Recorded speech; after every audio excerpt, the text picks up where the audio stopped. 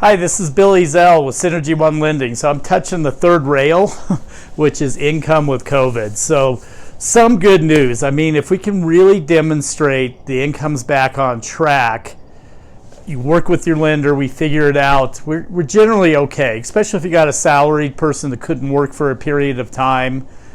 Hourly gets a little bit tricky, but if we can truly prove for a good period of time that it's back to 40 hours and steady, I should be able to work that with most programs. Now, Fannie Mae is very put out guidance, and they have areas called variable income, which is hourly, overtime, bonus, commissions.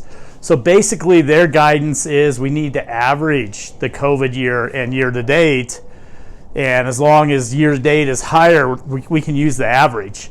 If year to date is lower than the average, then we have to use this number as long as they're back on track. And if it's dropped, we can't use the income at all. So it's a little bit tricky, but I am seeing income kind of easier to qualify right now than it was. And we can work with you to try to work through issues, but it can be some work. Self-employed is a little bit more challenging. So what's challenging about self-employed is certain products require us to show 2 years return. So if I have to show the 19s prior to COVID, 2020 during COVID, if there was a big drop, especially over 20%, we're going to have issues. And it's going to take some real documentation to overcome it. The industry generally does not like self-employed income that's dropped 20%. They don't really care the reason. If we can work around that, or if we're lucky on a lot of the conventional products, if you have 5 years self-employed, we can get away with 1 year return, so we don't have to explain the drop. But we're also going to have to look at year-to-date profit and loss. So this one's a little tricky too. If you filed your 20s, it's not as bad. We can get a profit and loss for 2021, which have to be supported either by a CPA or in general 3 months of business bank statements. Because really what the industry's worried about is the business on track. Was it impacted by COVID? So you have to prove it. So just be ready. It's just part of the game. If we have the 2 year, let's say you hadn't filed your 20s yet, then we're going to have to get 2 years profit and losses.